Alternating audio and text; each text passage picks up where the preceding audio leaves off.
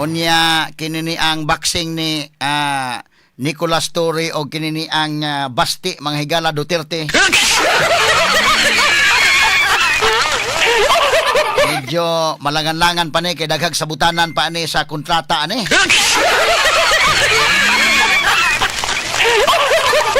Sa kontrata palandaan pagsabot-sabot murag lisod ng sabuton.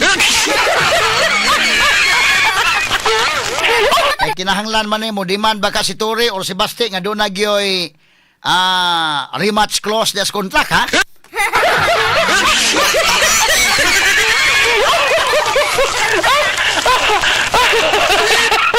Butang na diha nga dunay automatic rematch provision.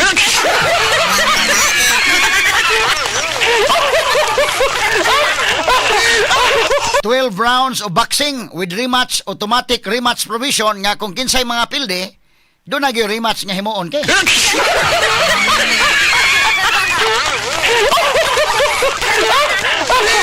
Pero wa pa, malangan pa ni. Ang gustong Torre, karon naman Domingo dayon. Medyo, dili ni magsilbi ning kalakiha kay og Domingo dayon, ang kontrata lisod pa mang sabuton kay tan-awon pa man mga kaygalaan nga papirmahon magpinirmahay gyud tarong nga og simbako kun sa mga pilde kay sa mga sunggod haon niya inigsuk magay nga way kihaay og direct assault.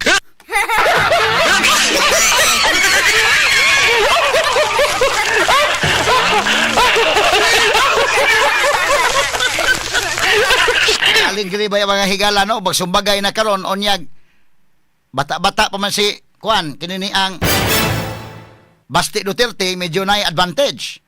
Unya si Torre mga higala medyo 50 pilay edad ni Torre 50 kapin. Inspired na gini siya ni Manny Pacquiao kinis Torre. Kaya nahuna niya gipilde gud ni Manny Pacquiao to si kuan Mario Barrios nga maguwang si Manny Pacquiao 16 ka tuig ni Mario Barrios. Pero iyang gipilde. So muni nakapa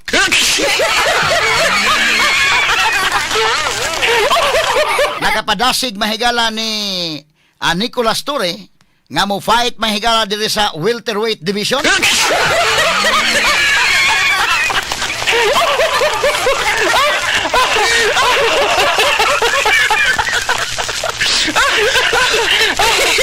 Ang kaligriha mga sukitig paminaw no nya umatan-aw ta ini mga kaigalaan malimot gyud ta nga gitagaan lang tag 1% nga pahangyo ni Trump.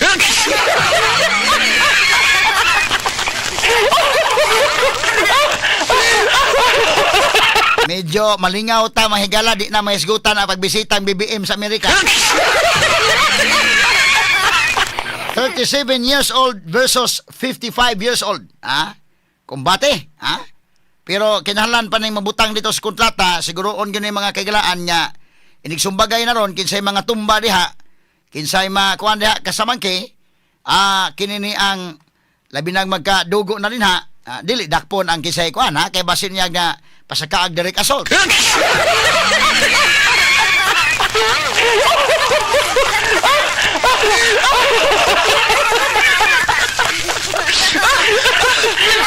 Unsa ning kalakihan aligri na mahinuon ni mga sukid tig paminaw Dirty aligri makaingon ta mahigalag siguroon ko gyud nga makakuha gyud ta kuna sa Aida og kuan day si Inday Aida nga makakuha gyud tag pay-per-view ani.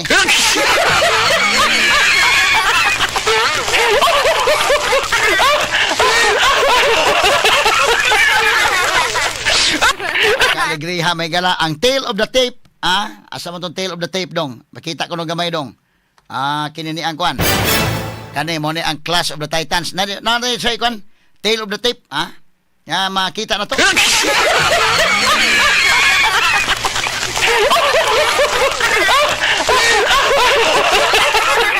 Ang tail of the tape unya ang mga sponsors po na kuan lang po na to linyada lang po na to mapa-pay-per-view ta og kinini ang mananaw atong patan-awon kani unsa man ning ilang mga sponsors mga kuan man ayan lang na ikaw ng sponsors nila ari lang ta sa itong mga kuan kining atong G-Detox kining atong mga kuan panyawan mo na ito sponsor.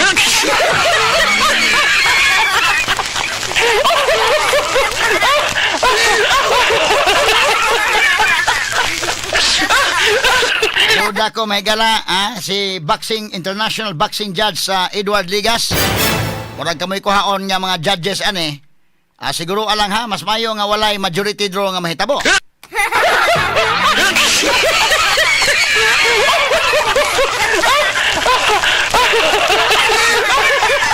Ska alegriha mga sukid tig paminaw porbida. Naunsa na ning kalakiha ha. O ga automatic rematch provision din ha. Nga kinsay kuan ikahuman dayon dunay rematch nga himuon. Kay 12 rounds of boxing may gusto ni Ture. Matud pa niya anak sa Araneta Coliseum dayon. Siya pa'y naghatag og oras mahigala alas 9 buntag mga sukid tig paminaw.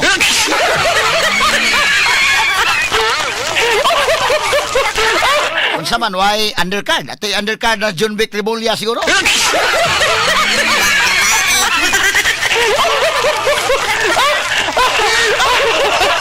John Vic Remulla o si Pulong Duterte.